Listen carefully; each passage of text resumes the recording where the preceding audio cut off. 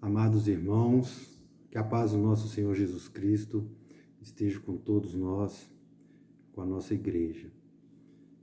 Mais uma vez, atendendo o convite do pastor Totó, por estar apresentando mais um estudo do Evangelho, para os irmãos, agora de maneira virtual, face a essa pandemia de coronavírus, e visando a segurança de todos, visando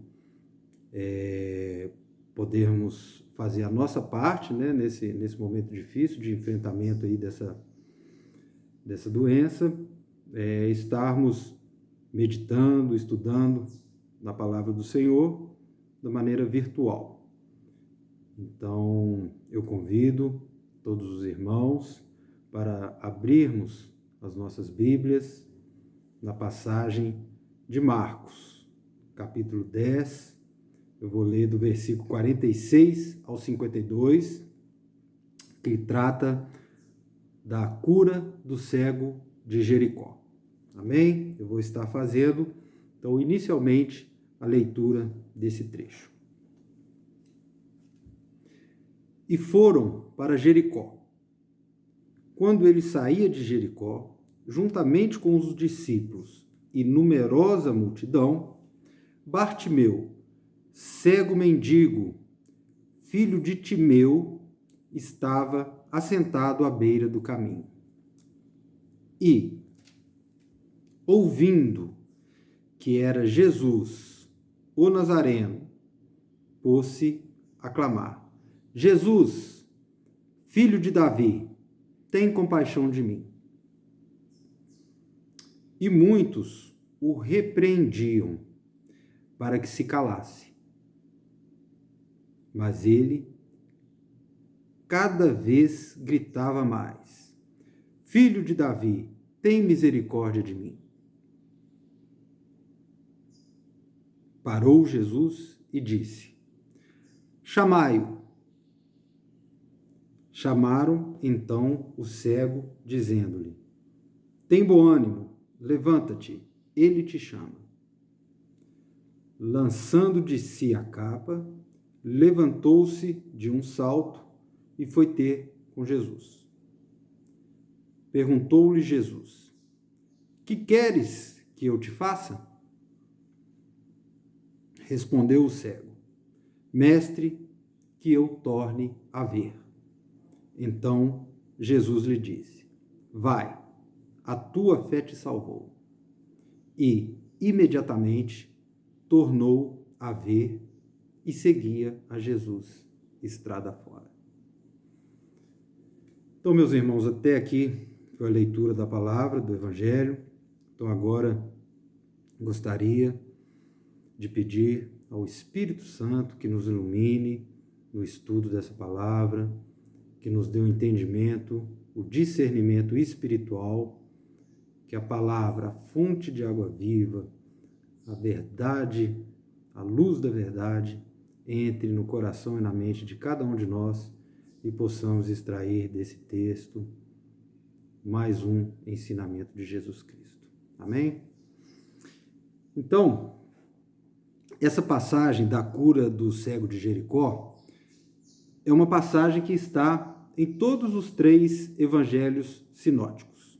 Então ele está aqui, esse que eu li foi o de Marcos, mas também está lá em Lucas, no capítulo 18, do versículo 35 a 43, e também em Mateus, no capítulo 20, do versículo 29 a 34.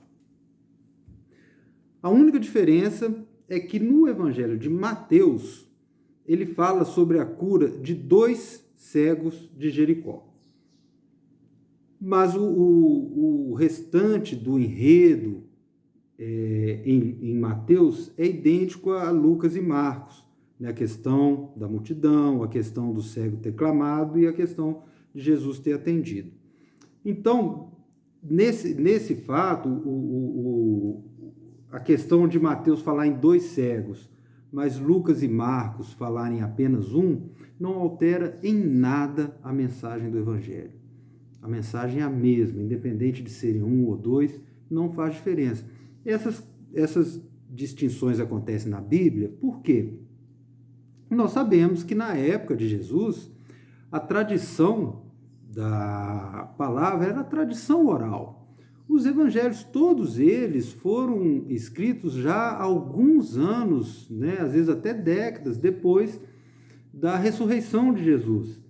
Então, às vezes, a tradição oral de um escritor ou outro traz essas diferenças que não alteram o sentido do evangelho. Muito antes, pelo contrário, o sentido espiritual, o sentido verdadeiro, o ensinamento verdadeiro, né, do reino de Deus que Jesus trouxe ali, não é alterado por esse simples fator numérico.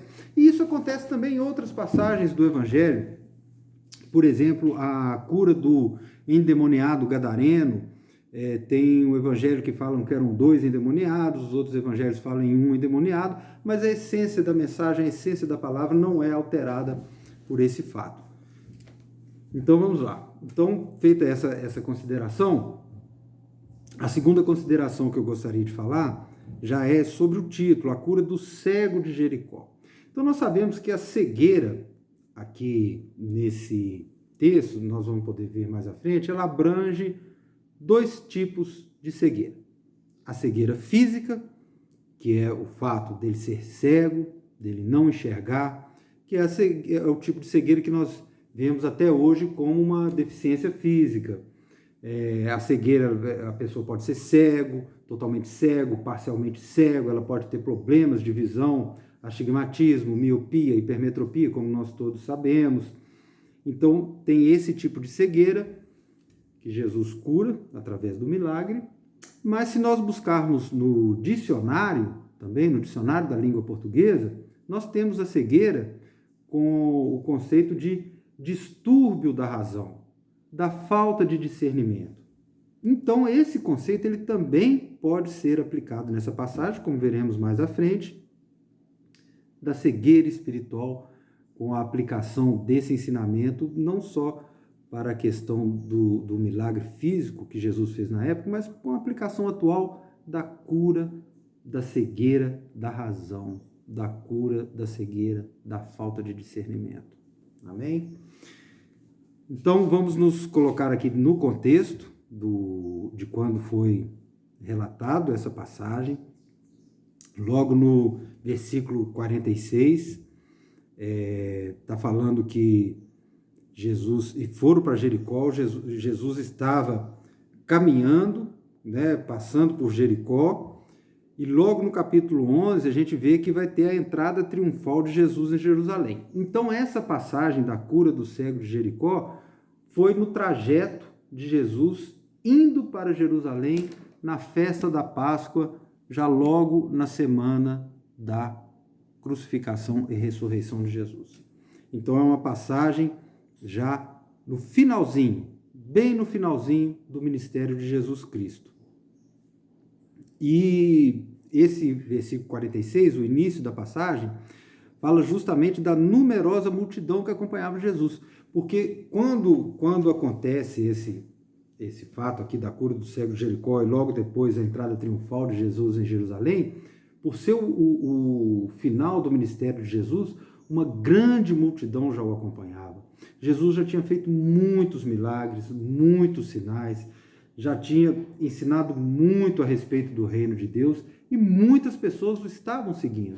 Ele já estava com um séquito ali de fiéis, de discípulos, os apóstolos, todos seguindo a Jesus. Então esse é a colocação do contexto histórico, do contexto de onde e como aconteceu essa passagem. E como ela é uma passagem que está nos 3 evangelhos, por que eu escolhi o evangelho de Marcos? Porque no evangelho de Marcos é o único em que ele dá nome ao cego, onde ele coloca aqui, Bartimeu, cego mendigo, filho de Timeu. Como é o único que dá o nome, eu escolhi a passagem pelo evangelho de Marcos, justamente por uma questão pedagógica, porque como eu disse, o evangelho de Mateus relata a mesma passagem, com a diferença de serem 2 cegos, e Lucas também relata como sendo um cego só, mas sem nomeá-lo. Então eu escolhi Marcos porque quando os irmãos ou quando alguém perguntar sobre Bartimeu, quem é Bartimeu, qual personagem bíblico que é Bartimeu, nós vamos estar lembrando que Bartimeu é o cego de Jericó, conforme o evangelho aqui de Marcos. Então, essa passagem que nós escolhemos aqui para estar trazendo para os irmãos, é uma passagem pequena, uma passagem simples, um relato simples do milagre de Jesus, mas que traz aplicações para a nossa vida hoje e que tem uma certa ligação com o momento que nós estamos vivendo, esse momento aí de confinamento, de pandemia, de coronavírus, que é o que eu queria falar para vocês. Então, a gente trazendo o primeiro ponto de aplicação dessa passagem do Evangelho para os dias de hoje, ele vai estar logo aqui no versículo 47, onde eu já falei que Jesus estava indo para Jerusalém, tinha uma multidão que acompanhava e que o cego era o Bartimeu, tudo isso no versículo 46. E no versículo 47, ele fala assim: e, ouvindo que era Jesus o Nazareno, pôs-se a clamar: Jesus, filho de Davi, tem compaixão de mim. O que nós podemos trazer para o dia de hoje, esse trecho do Evangelho? Que nós devemos aproveitar as oportunidades. Por quê? Jesus estava indo para Jerusalém, poucos dias depois, ele seria crucificado, ele seria ressuscitado. Se Bartimeu não tivesse clamado por Jesus naquele dia, naquele momento, naquela hora, ele não teria uma nova oportunidade. Ele não teria uma nova oportunidade, porque Jesus nunca mais ia passar por Jericó. Ele não teria mais a oportunidade de se encontrar com Jesus. Então, isso é importante, eu vejo essa passagem com essa importância de aplicação para os dias de hoje, onde nós temos que aproveitar as oportunidades de clamar por Jesus, de nos aproximarmos de Jesus. Como Bartimeu não perdeu aquela oportunidade, nós também não podemos perder essa oportunidade, onde o mundo está passando por um período de intensa tribulação. Quer queira, quer não, essa pandemia do coronavírus, ela mexe com o psicológico das pessoas, de muitas pessoas. Às vezes nós, que já temos alguma maturidade na fé, não nos afeta tanto assim, porque nós já temos a convicção da vida em companhia de Jesus Cristo, de que nós somos aspirantes a discípulos de Jesus. Mas muitos não têm, muitas pessoas próximas, muitos familiares, muitos amigos, não têm essa compreensão e estão sofrendo, estão passando por dificuldades de entendimento, do porquê, de como que as coisas estão acontecendo. Então, como nós estamos aí em quarentena, em isolamento social, como as autoridades estão pedindo, nós estamos tendo essa oportunidade de ter mais tempo junto a Jesus Cristo, mais tempo para estudar a Bíblia, mais tempo para estudar as Sagradas Escrituras, mais tempo para dialogar com as pessoas, falar sobre Jesus, de mostrar para elas que tudo isso que está acontecendo já está previsto no Evangelho há mais de 2000 anos, né? Pois nós sabemos que várias partes do Evangelho, o ensinamento de Jesus é esse, de que o mundo vai passar por grandes tribulações, e dentre as tribulações que Jesus cita, ele fala de epidemias. Então, é o primeiro ponto que a gente extrai dessa passagem e que a gente pode aplicar aos nossos dias de hoje, de que nós devemos aproveitar as oportunidades que nos são dadas para nos aproximarmos de Jesus Cristo. E como nós aproximamos de Jesus? É através do estudo das Escrituras, do estudo do Evangelho e da oração. Então, meus irmãos, nesse tempo de coronavírus, nesse período de coronavírus, de isolamento social, vamos aproveitar a oportunidade e vamos estar junto com nosso Senhor Jesus Cristo, através do estudo da palavra e através da oração. O segundo ponto que nós podemos também trazer para o dia de hoje Está aí no versículo 48, onde se lê: E muitos o repreendiam para que se calasse, mas ele cada vez gritava mais: Filho de Davi, tem misericórdia de mim. Então, o que nós podemos extrair desse versículo? Que nem sempre a voz do povo é a voz de Deus, como muitos gostam de dizer. Não, a voz do povo não é a voz de Deus, a voz de Deus é a voz de Deus. O povo repreendeu Bartimeu. Se Bartimeu desse ouvidos a o que o povo falou naquele momento, ele não seria curado. Jesus não o teria ouvido, ele não teria gritado, ele teria se calado e teria continuado cego, teria continuado na escuridão. Então, esse é outro entendimento que nós devemos trazer para os dias de hoje, para o momento que nós estamos vivendo. Nem sempre a voz do povo é a voz de Deus.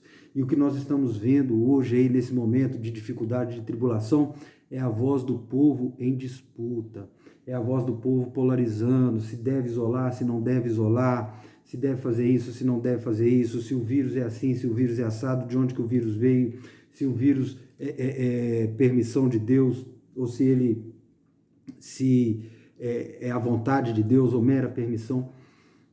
Isso tudo é a voz do povo, como o pastor Totó costuma dizer, são pessoas como nós, comedores de feijão. É povo. Nós temos que estar atento à voz de Deus. E Deus fala com a gente através do Espírito Santo. E para mim, eu posso falar por mim, da minha experiência pessoal, o que Deus está falando nesse momento é: tenha de bom ânimo. Eu venci o mundo. Nós que somos cristãos, que estamos em Jesus Cristo, devemos ouvir a voz de Deus, não a voz do povo.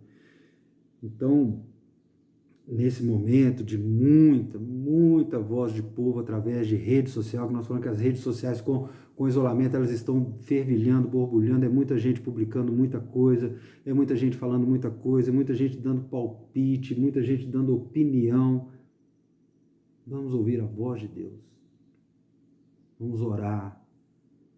Vamos meditar nas Escrituras para saber o que Deus tem para nos dizer. Então, esses dois pontos, eles se intercalam. Vamos aproveitar essa oportunidade de isolamento social, vamos aproveitar essa oportunidade de quarentena ou qualquer outro nome que seja dado e vamos nos aproximar de Deus, vamos nos aproximar de Jesus e buscar ouvir o que Jesus tem para nos dizer. E ele nos fala aqui, ó, através da Sagrada Escritura, ele nos fala através da Bíblia. Ele nos fala através da Bíblia. Então vamos fazer como o cego Bartimeu, não vamos dar ouvido à voz do povo, à voz da multidão, vamos dar ouvido à voz de Deus nesse momento. E que Deus fale no coração de cada um de nós, meus irmãos, em nome de Jesus Cristo. Outro ponto que nós também podemos trazer aqui para nós, para a nossa meditação, para o nosso estudo, está no versículo 49, que Bartimeu, tendo gritado cada vez mais, ele não ouvindo a voz do povo, mas tendo gritado mais, clamado ainda mais por Jesus Cristo, Jesus, no meio de uma multidão, parou e disse: chamai-o. Meus irmãos, a multidão que acompanhava Jesus nesse momento aqui da entrada, logo antes da entrada em Jerusalém, era multidão mesmo, era muita gente. Nós estamos falando do final do ministério de Jesus. Nós temos relatos em fases anteriores do ministério de Jesus, onde ele alimentou uma multidão, que antes, bem antes disso, ele já estava alimentando a multidão de 5.000 pessoas. Depois disso, Jesus já fez muitos mais milagres, caminhou muito mais, ou seja, eram muito mais. Então, nós podemos ter certeza absoluta que era muito mais do que 5.000 pessoas que estavam acompanhando Jesus. Para termos noção de quantidade de gente, vamos imaginar um torneio leiteiro aqui em Santa Bárbara lotado. Era aquilo ali que estava acompanhando Jesus, era aquele tanto de gente. E vocês podem ter certeza que uma multidão dessa, ela faz barulho, não tem como. E é o barulho natural das pessoas conversando, das pessoas caminhando, e são barulhos naturais. E mesmo assim, Jesus ouviu Bartimeu chamando. No meio da multidão, Jesus ouviu o chamado de uma pessoa. Ou duas, como Marcos relata, não vai mudar o sentido. Então, irmãos, Jesus nos ouve. Jesus ouve a nossa oração. Jesus ouve o nosso clamor. Jesus, o Messias, que nessa passagem ele já tinha provado, ele já tinha mostrado que ele era filho de Deus, que ele era o Messias, ele já tinha relatado isso aos seus discípulos, que ele era filho do Pai, ele era Deus, criador de todas as coisas, encarnado, mas era Deus. E ele ouviu, no meio da multidão, o clamor de uma pessoa. Então nós podemos ter certeza que Deus ouve o nosso clamor. Deus ouve o meu clamor, Deus ouve o clamor de você aí que está me ouvindo, irmão. Ele te ouve. Pode ter certeza disso, que no meio de todo mundo, de todos esses milhões e bilhões de pessoas que estão no planeta, ele te ouve. É o que Jesus nos ensina, é o que essa passagem nos mostra e várias outras passagens também nos mostram. Deus nos ouve. No meio da multidão, ele ouve o nosso clamor. E logo depois, que Jesus o ouviu, ele mandou que chamasse o cego, e o cego foi. E lá no versículo 51, o que Jesus faz? Jesus faz uma pergunta para Bartimeu. Perguntou-lhe Jesus: que queres que eu te faça? Oh, maravilha! É o que Jesus está perguntando para cada um de nós hoje, agora, nesse momento, na sua oração, na sua meditação, no seu momento de estar com Jesus. Ele está perguntando: o que queres que eu faça na tua vida? O que queres que eu te ajude a superar? Qual a dificuldade que você tem? Qual a tribulação que você está vivendo? Qual o agradecimento que você tem para fazer a Deus? Jesus te ouve. E ele pergunta: o que queres que eu te faça?